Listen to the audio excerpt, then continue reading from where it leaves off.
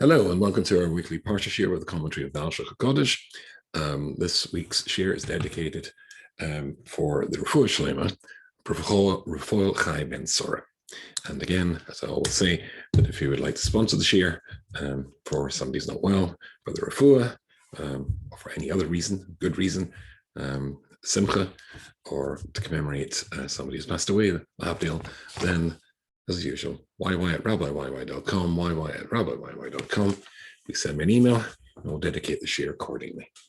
This week's Parsha is the Parsha of Korach. Extraordinarily difficult Parsha indeed. If you just look at it in the English translation, you really will get nowhere fast, or at least you'll struggle desperately to find out exactly what it's all about. Never make the mistake of assuming that Korach was a bad guy and Moshe was the good guy. It was far, far more subtle and far more complicated than that. In fact, I can't remember which famous Hasidic Rebbe, but I've got a feeling it was the Bnei Yissaschar. Undoubtedly, people will now write to me and tell me I'm totally wrong. But I think it was the Bnei Yissaschar who said that he had been in this world twice before. The first time he was a ram. Yes, that's the animal with the horns, a ram, at the time of a Akedah Yitzchak, when, of course, Avram takes, when he's been told by Hashem not to kill Yitzchak, a ram and offers that as a sacrifice instead.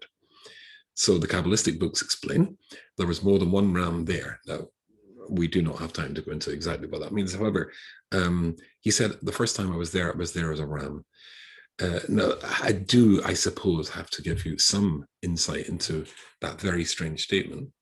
When Moshe Rabbeinu begs Hashem to go into Eretz Yisrael, he says, I want to go in, and please take me in. This is me just leaning over here, putting my little hat on top of the microphone. Sound quality is as good as possible.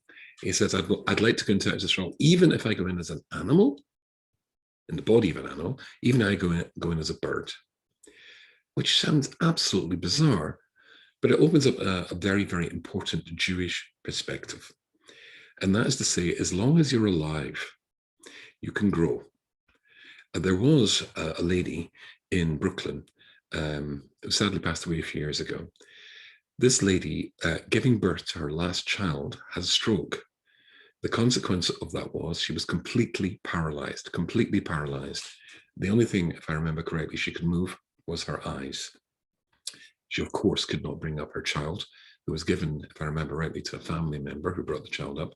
The boy grew up and was extremely close to his mother.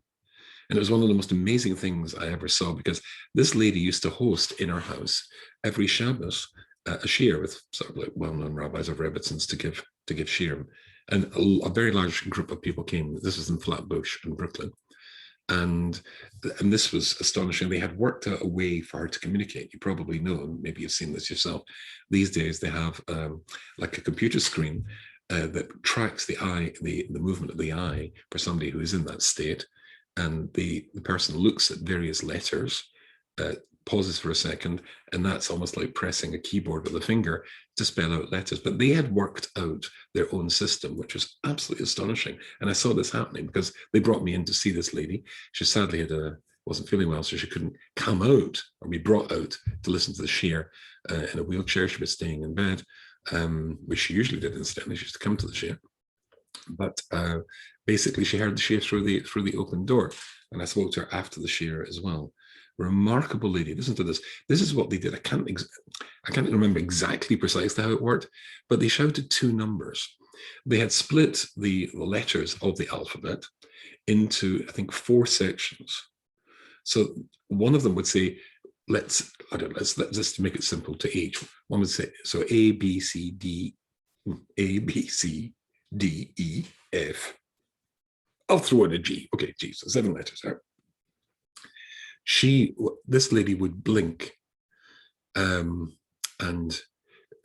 by the blinking, they should be able to know that she'd blinked like 5 times. That would be letter number, whatever it was, and then another blink, and then she would be able to do it another time. I think that's how it went, or maybe the woman did it the other way, did it for them.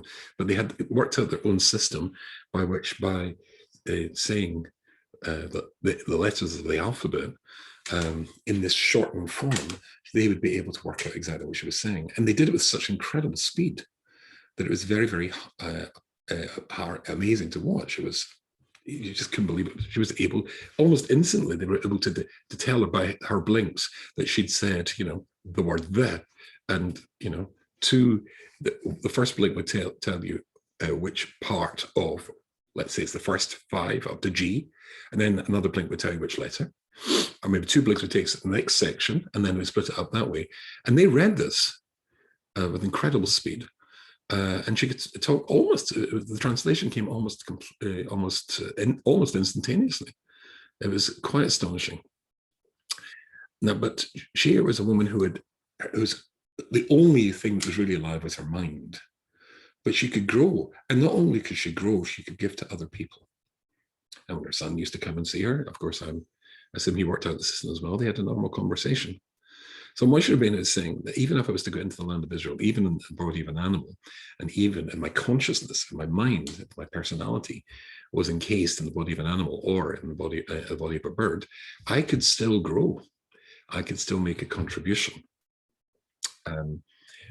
Just a quick addition to that. My Rosh Yeshiva in Gateshead, when I had the privilege of being there over the 7 years I was in yeshiva, there were 2 Rosh Yeshiva, 2 brothers-in-law, Reb Leib Lapin, the son of Reb Eli Lapin, and Reb Leib Gurevitz.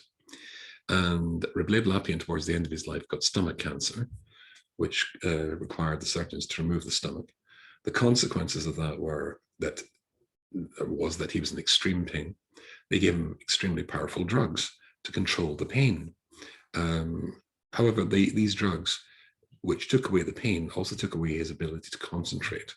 It stopped his thought being clear and clouded his mind.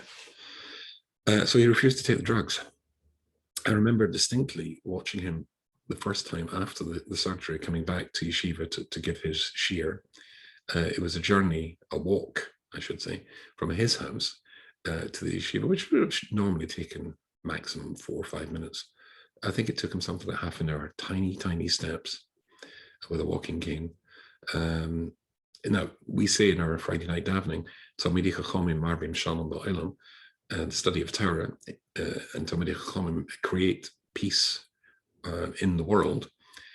So you might think that it's a deeply philosophical idea, when you would be right, a mystical idea, you would be right, and an idea that's perhaps beyond you and I think, certainly in my case, that you'd be right there as well. So even though I didn't understand it, Reb Leib Lapin did. For him, it was more important to go and give that shiur than to take away the pain that he was feeling. So some people understand that growth, even if growth is something which is cerebral, is more important and offers possibilities. That's a better way to put it than anything else, perhaps. So Moshe, even as an animal. So back to the Bnei Yissaschar. The Bnei Yissaschar said that he'd been here twice before. The first time was as a ram, at the time of Gates Yitzchak. And the second time he told us, Chassidim, I was here, excuse me, I was here in the generation in the desert, which witnessed the fight between Korach and Moshe, to which immediately his Chassidim said, oh, you were obviously on Moshe's side. To which he said, no. They were shocked and horrified. You were on Korach's side? And he said, no, I was neutral. But you should understand, to have been able to maintain a position of neutrality, to have been able to be neutral in that time, in that fight, was to define yourself as being on an extremely high spiritual level, an extremely high spiritual level. Because Korach, it was not a black and white, it was not Korach was a bad guy. In fact, quite the opposite. Korach, as we know, we sing in his Tehillim, we've got the words of Bnei Korach incorporated into our prayers, into the Bnei Korach. But more than that, that Korach was one of the individuals, one of the unique individuals who was chosen to carry the Aron, to carry the box, the holy box in which the tablets, the 2 sets of tablets, the broken ones and the tablets of the 10 Commandments were carried. And of course, it was 2 poles on either side, and 4 people carried it. And of course, miraculously, as I'm sure you're aware, then they didn't actually carry it, it carried them. When they put their hands to, and as it were, attempted to lift it up, they were levitated and hovered and simply moved forward. Now, to be selected to do that job was, well, you have to be in the highest level. I mentioned before the other Rosh Yeshiva, Gesed Rebbe Gurevitz, I was one of the greatest kibbudim, one of the greatest honors of my entire life, that after my Rosh Yeshiva passed away, I was one of those who was selected to carry his oren, his coffin, from the Beis Medrash of Gesed Yeshiva down into the street where other people took over, I think it's called pallbearers took over. But you just feel tremendously honored. And in my case, I was older and married, and I was close to the Rosh Yeshiva. But Korach was close to God, and he was offered that job. So it's certainly not black and white. This is far more complicated than we could ever imagine. However, the story is there for us to learn something from it. So let's see if we can make some progress to do exactly that. Here is, now I'm going to do my screen share. Just take this picture. We're going to come back to this. This is not the Chumash, because we're only going to look at one posuk. It's the first posuk, and that's all we're going to need to see something absolutely astonishing, which the Alshich is going to show us. But I do need to show you a diagram. I'm going to put the diagram up in a second. So as I say, if you want to take a screen capture of this, and then go back to the video, then that would be good. So if I share the screen, press the blue button, and get that out of the way, there it is. So there is a diagram of the family of Yitzhar, which the posuk starts off by talking about this family tree. So here is my rendering, rather rough, quickly done with Sharpie just a few seconds before. I hope you can quickly take a picture of that, because I'm stopping the share now. And we're back. Okay, so, but that's going to be important to look at. I might refer back to it in a second. Let's go to the Chumash. So here is my Chumash. And listen to what it says. So in the first pasuk, on the only one we're going to look at, V'yikach Korach, and Korach took, and Korach was Ben Yitzhar, the son of Yitzhar, hence the diagram, Ben Kahos, Ben Levi, Bedosan Ba'aviram. So it says Korach, the son of Yitzhar, the son of Kahos, the son of Levi, took Bedosan Ba'aviram and Dosan Ba'aviram, who are of course the Torah's perennial troublemakers. They surely deserve a whole share in their own right, but not quite now. Bnei Eliyav, the son of Ben Eliyav, the Oin ben Peles, and a fellow called Oin ben Peles, an intriguing person. We'll see more about him shortly.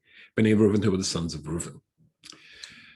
Okay, so just to continue our evolving tradition of inviting you to spot the Alshich's questions, while I reach over and grab a Kleenex to clean my glasses, do you want to give that some thought? Any questions do you think that the Alshich, and indeed all the other commentators, spot in that first posuk? Pause, dramatic effect. Pairs going all over the place. Answer? Any answers?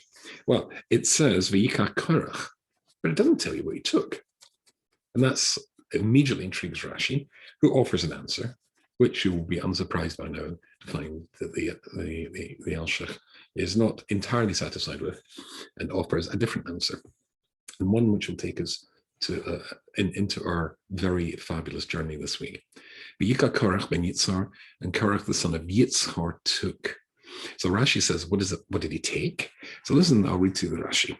V'yikach Korach Parshas yofi nidresha b'medrash b'revitan koma. So Rashi says, to understand this, I'm just basically going to, he says, quote to you what the Medrash Tanchuma has to say. V'yikach Korach lokach es atzel min letzad echad. He took what? He took himself to one side.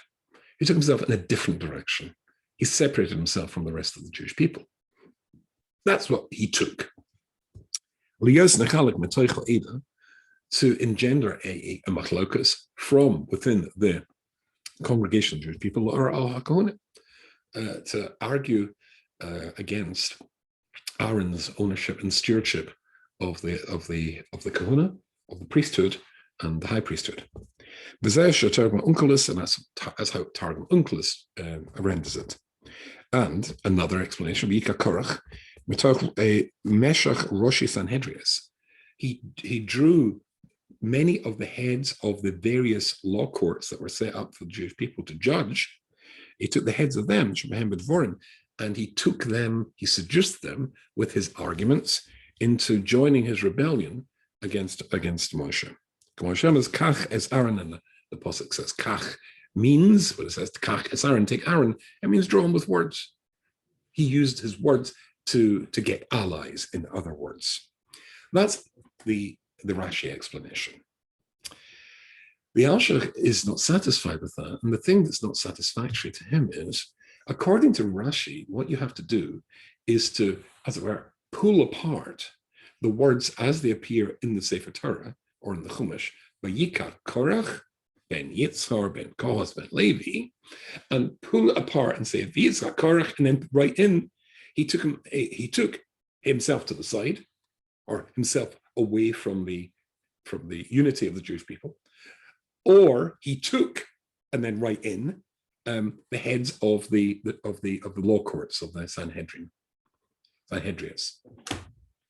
The Alshich is going to say it doesn't have to have any interjection. You don't have to split the words up to tell you what he took. It tells you what he took. Rashi's solution is because it doesn't seem to tell you what he took. The Alshich says it does, and offers a very, very different explanation altogether. Fine, but before I tell you what that is, let's look at the next Rashi, or let me read to you the next Rashi, I should say. When Rashi focuses, and think of our diagram from a moment ago, on the family tree of Korach. So it says he's ben Yitzhar, ben Kohath, ben Levi. And Rashi, again, offers a very, very intriguing comment here. V'lo yomer ben Yaakov. So if you look back for a second at the diagram, or rather, let me share this with you for just a few seconds, you'll see exactly how I suggested that in diagram form. So we said here is Korach is ben Yitzhar, ben Kohath, ben Levi. Why do we stop the family tree there? Why not go back? I've expressed this as a question mark to ben Yaakov. So after all, Yaakov created the tribes, so it should be Yaakov, Levi, Kohath, Yitzhar, and then Korach. That's the way the family tree goes. But it doesn't. It stops doing that. It stops at Levi and doesn't go back to Yaakov. Why doesn't it go back to Yaakov? So Rashi has an explanation. V'lo hisker ben Yaakov, but it doesn't say ben Yaakov. Shabikish rachmim al atzmai, because Yaakov prayed and asked for rachamim, for mercy and Hashem's indulgence in this matter, and said, Shelo yiska shmoi im maklokosam, to not have his name in any way associated with this fight. So it looks as though he just doesn't want, people to remember that it's his family. He doesn't. It's giving him a bad name. So somehow or other, miss me out of this machlokas. That's the simple reading of Rashi, but only a very foolish person reads Rashi simply. Rashi is the commentator. And Shem, as it says in Parshas, Bekolam al tachad kveidi, because in Parshas, in Memtes Vov, when Yaakov says these words to Hashem, don't let my honor, the honor of my name, be associated with machlokas. That's precisely what he's talking about. In other words, Yaakov Avinu foresaw that there was going to be such a machlokas and pleaded desperately, don't allow my name to be associated with it. Okay? And then Rashi says something which, again, I'm going to invite you to see if you can tell me what's wrong with this. He says, and where does it associate Yaakov with that lineage, with that heritage, with that family tree? In Korach, when is Yaakov's name associated with Korach?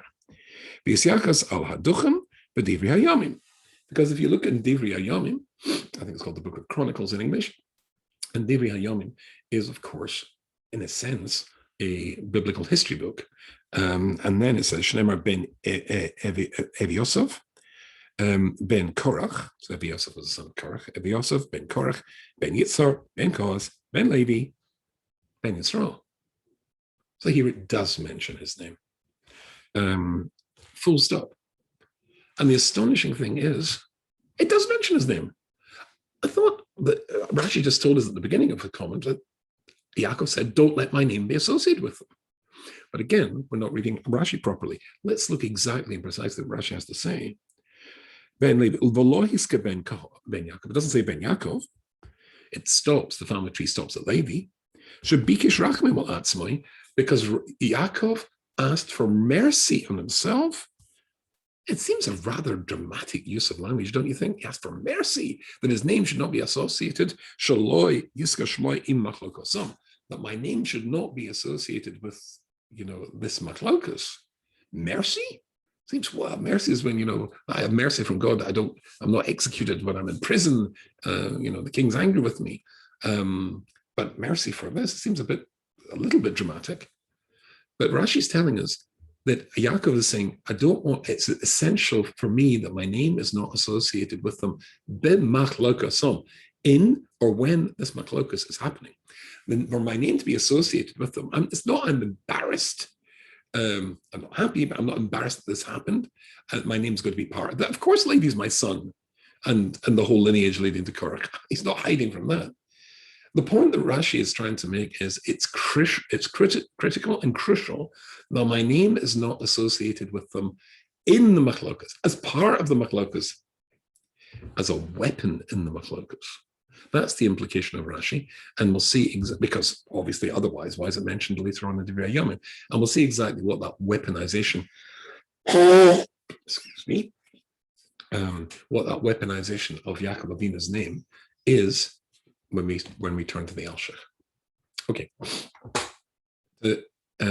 Just before I come to the Alshich, let me give you a Mussar perspective in what we're talking about here.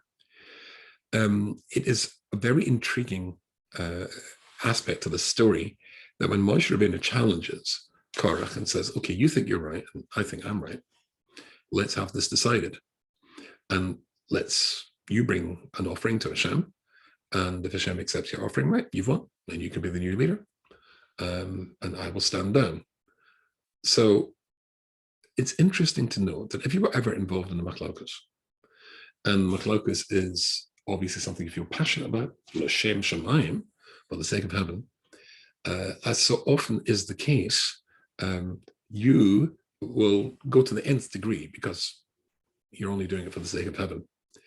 But there's an important point which is mentioned many times in Shiur B'tochen the Chovos HaLevavos, when he says that never trust a human being. In fact, if you look at chapter 2 of the Chovos HaLevavos, he goes through all the factors that would or could never lead you to trust a human being. Now that means it's not that you can't trust somebody. I'm not putting that quite right. If you were to come to me and ask for help, I think I can honestly tell you that you could trust that I would try to give it. The difference is you can trust someone, but do not put your trust in someone. There's a difference. And when Shiur B'tochen explains why you can't trust somebody, is because human beings are inevitably fallible and frail, and sometimes unable to follow through, even if they want to. So the first factor that he says there is that the person is a giving, kind, philanthropic, altruistic type person. Consequently, this altruistic person will obviously be inclined to help you. So no point going to ask somebody who couldn't care less about you for help, because he's not going to help. But first of all, locate somebody who's helpful and kind. Good. So I hope that would define me. So good. And then he's got to be able to have the power and the ability to do what you require of him. And that's when it starts to break down. Because if it were to be the case, you asked me to do something, and I wanted to do something to help you, well, what if I'm unable to? You need money? I think I've got money. I phone up my accountant, and he bursts out laughing. I don't even phone up my accountant, because I know he's going to burst out laughing. But anyway, I phoned up my accountant, he burst out laughing. I thought I had money, but he said, no, you don't actually. Or it might be my wife objects to the project. He goes on to say, there's another reason why you can't trust people. People are, as I said, frail. Suppose the person you ask for help or whatever it is suddenly becomes ill or passes away. Then you can't ask for help from that person. It's never that. So you can trust somebody, you can't put your trust in someone. But there's another reason why you can't trust somebody. And this the Chovos HaLevavos deals with in chapter 3 when he talks about why did tzaddikim, great saints, suffer? The famous question of tzaddik beraloi, why do very bad things happen to very good people, very good things happen to very bad people? The first one, why do bad things happen to good people? One of the answers he supplies there is that very often the person we perceive of as being the tzaddik, the great person, isn't. He merely appears, she merely appears to be a great person, a tzaddik or a tzaddikas. And that's not as callous as it sounds. It's more profound than that. Very, very often a person believes themselves to be great. And in their believing themselves to be great, other people believe themselves to be great, that they're great too. It's only when they face a crisis that they find out that maybe they're not great and other people see that they're not great. So a person can deceive other people that they're great and deceive him or herself at the same time. You can only ever test something when you test something. Sometimes Hashem sends along a test. So it could be that the person seems great, but isn't. But that doesn't quite fit with Korach because, as I said, he carries the Orna Kodesh. He was great. So there's another factor in this, and that is that you can never depend, as it says in Pirkei Avos, never be sure of yourself to the day that you die. Korach was great, but there's a was in there, and then there's a change.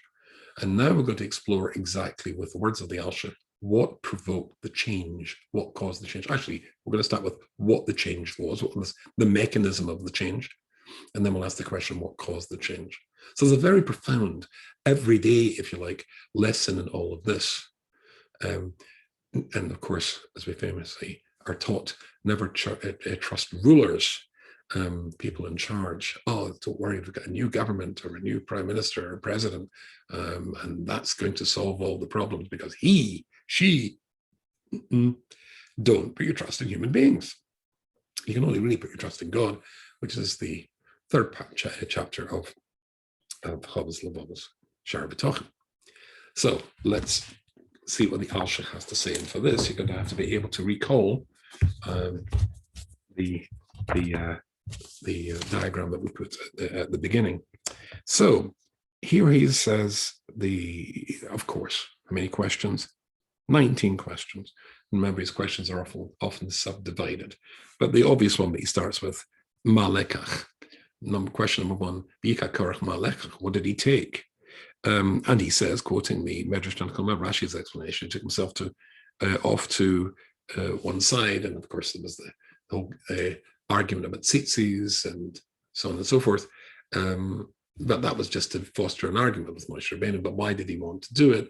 But leaving that aside, again, that requires you to split the posuk and interject. But the Alshich rejects that. Hini, Omer Rab Seinazal, now reading the Alshich. And the Alshich says, Hini, Omer Rab Seinazal, Sha'omer Korach said, Achi Abba Arba. What was the catalyst for the argument? He said, my brothers were my father, Ben Yitzhar. That's why you might want to look at the diagram again. So he said that Yitzhar is one. Korach's father Yitzhar was one of four, and then there was Amram, the oldest one. So again, I remind you again: Amram, Yitzhar, Hebron, and Uzziel, four brothers. Was the son of Kahos, was the son of Levi. And he said to himself like this: my father was one of four. Amram, Yitzhar, etc., as we just read. B'nei Amram, not Shura. Now, the sons of Amram, they took very crucial positions in the Jewish people. That was to say that Aaron, the oldest brother, my oldest first cousin, he becomes the common gadol. My other first cousin, Moshe, becomes the king. But if there's now a new appointment that's going to be made, a prestigious appointment in the family, now remember, he's already got a prestigious appointment. He carries the Orna Kodesh, but he's saying in the family, and how many big fights start in families, then who should be next in line? Surely me. Lemi Hoya, who should go? Lo lebnei Yitzhar. Surely it should be to be bnei Yitzhar shehu shneini Amram. Surely it should be the son of Yitzhar, the second son, second oldest son of Kohath, number 2 to Amram. And therefore I should get the next job if there's any next job coming up. And there is a next job coming up. Let's see what that is. And the next job is, he says, reading on, Lama mino es Elitzofen ben Uziel, hakoten lenosi hakoti. The prince of the family of Kohath. Again, there's Levi has 3 sons. That's 3 sub-tribes of 3 Levite families. And those 3 Levite families, I think I've really got to share the screen with you for this, or everybody's going to get confused. There we go. Again, Levi, 3 sons, Gershon, Kohath, and Merari. 3 Levite families. When it comes to the leadership of the Jewish people, Kohath, that's where the crown seems to lie.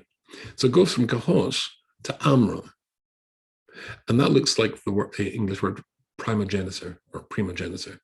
When a king passes, or the kingship passes to the oldest son of the king, and only to him, which of course secures. Some countries didn't have that, in which case princes would fight wars against each other. Not a good idea. Primogeniture is a good idea. So here we've got Kohath, primogeniture to his oldest son Amram, and seems to be Korach quite happy with that. And therefore, it's fair enough that the oldest sons of Amram get the important jobs. But what about next in line, after primogeniture? And what about that? What about the English throne, or the British throne, I should say, has primogeniture, of course. Then Yitzhar is the next son. So if it's a new job to come out, then it should be me, and the job is to be the prince, the representative of the family of Kohath. It should go to me. But instead it went to Elitzofen, the son of Uziel. I didn't put that in there for some reason. Elitzofen, the son of Uziel, the son of the youngest son. And that doesn't make any sense at all to Korach. And therefore, which led to him to challenge not just Moshe's position, but also Aaron's position. He's now rejecting the whole inheritance of authority. And the Alshich says, and that's what I want to suggest, is what it means when it says Korach took himself. He took himself what? He took himself to foster an argument, but what he took was his lineage. The thing that caused the thing to happen, the machlokas, the fight to happen, B'yikat Korach. What did he take? It says, Ben Yitzhar, Ben Kohath, Ben Levi. That very family tree, his heritage, his position in the family, which he believed to be undermined, is what caused the whole thing. It was his jealousy over the promotion of Elitzofen ben Uziel. That is his father's youngest brother, his child, to get a job that I deserve. That jealousy caused him to believe the whole thing to be illegitimate, including, therefore, Moshe and Aaron's roles. What did he took? The fact he was Ben Yitzhar, Ben Kohath, Ben Levi. And therefore it should be my position and not his. But the Alshich says, and this is quite brilliant, so you could argue, and maybe he would say you could argue, primogeniture, that a king, a position of authority goes in the firstborn. So I accept that Amram was the firstborn and my father was the secondborn. And therefore, if that's your argument, then my lineage disproves that. So once Amram is given, has taken the role and passed it to his son Moshe and Aaron, there are no roles to pass out. There's no primogeniture. Because there's primogeniture, there is no hierarchy that goes to the next oldest son, and therefore it's legitimate for the role of prince of Kohath to go to anybody that Moshe decides to choose. That's why it emphasizes that he's the son of Kohath. So he says, Korach ben Yitzhar ben Kohath. Oh, really? You want to argue primogeniture? Well, my grandfather was the second was Levi's second son. Gershon was his oldest, and yet the crucial child, young man, old man who passes on the role of kingmaker, if we can call it that, was also a second son, because Gershon was the oldest son. And then, rather brilliantly, he then points out, and not only that, Ben Levi. And he takes the fact he's a Ben Levi.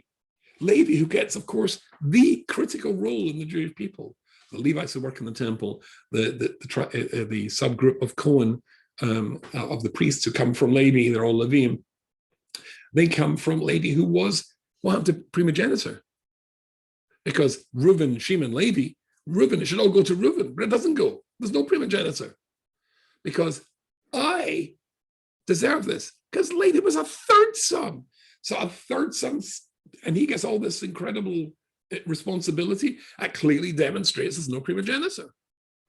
And then we answer the question brilliantly that the Alshich objects to in saying, and that's why Yaakov said, I don't want my name to be associated with this, which it is later on.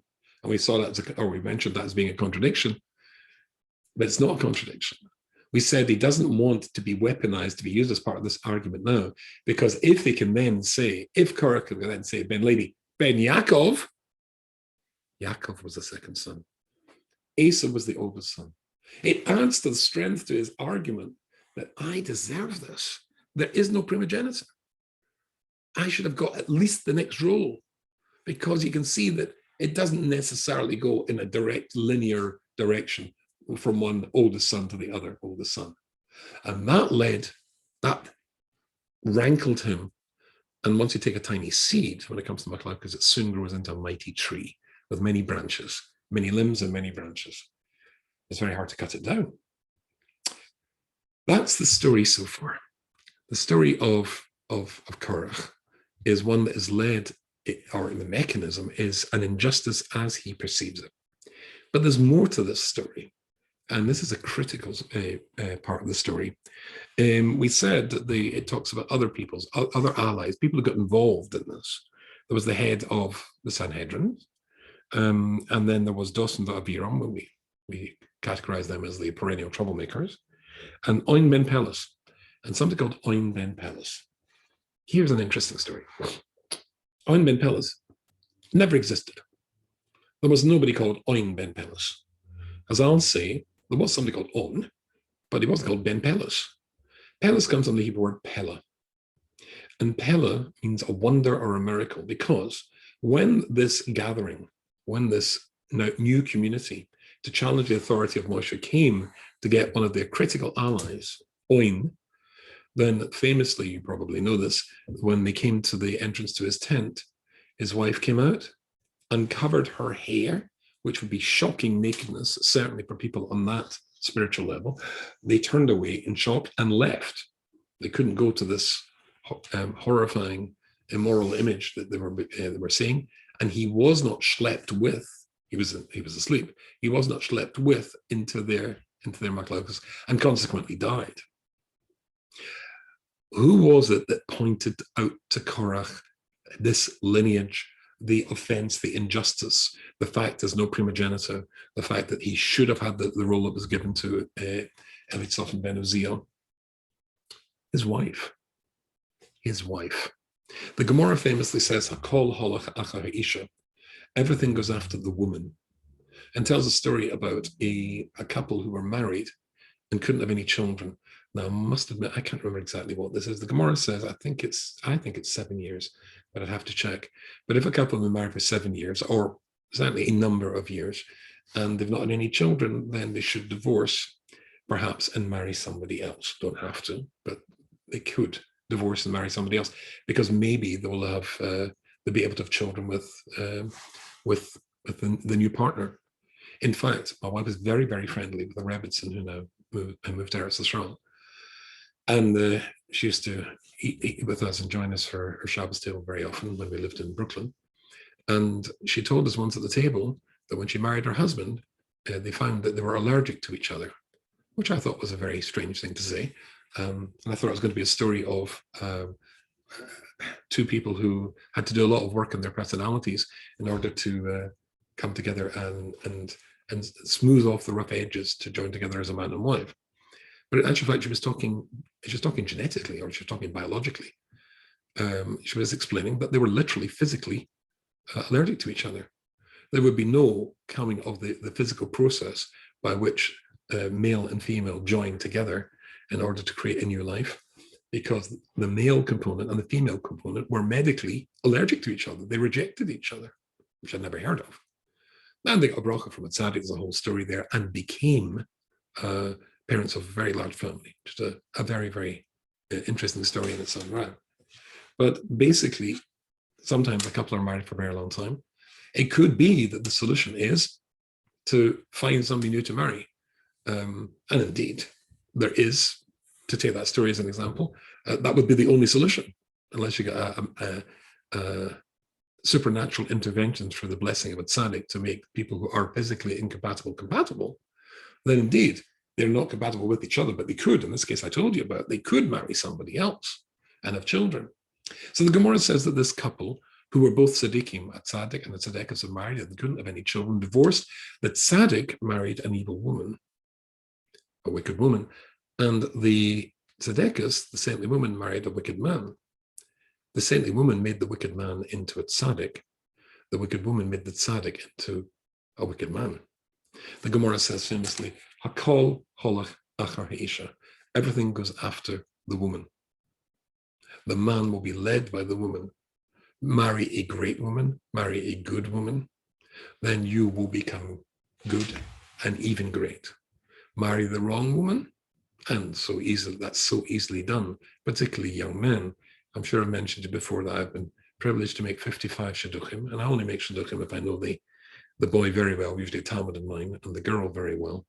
In this case, you know that they are the same sort of person, going in the same sort of direction. And then, of course, they grow together. But normally young men, when you ask them what they're looking for, immediately say, she has to look like, and then have a whole list of requirements of the appearance of the girl. Well, as I've told you before, the Gemara Megillah in Yudala talks about the most beautiful women in history: Sarah, Abigail, Esther, to which the Gemara objects to Esther. No, she wasn't quite so beautiful. And the Gemara says, okay, in that case, Vashti. Vashti, Achashverosh's wife, a bit perhaps like Eva Braun, Hitler's wife, certainly rabid anti-Semite, certainly a Nazi. And she was the third most beautiful woman in history. Any young man would be proud to have her as his Kala, if the perspective, which so sadly is, focuses on the outside. But what was she like on the inside? You see, you really have to make sure you don't put your trust in people. You put your trust in Hashem. He tells you what to look for in a wife. He tells you what to look for in people you should be seeking trust from. But ultimately, you can only really trust Hashem himself. Sometimes a tzaddik who appears to be a tzaddik turns out not to be. And you see that when something goes wrong. And they don't quite behave the way a tzaddik should. But sometimes a tzaddik is a tzaddik, but changes.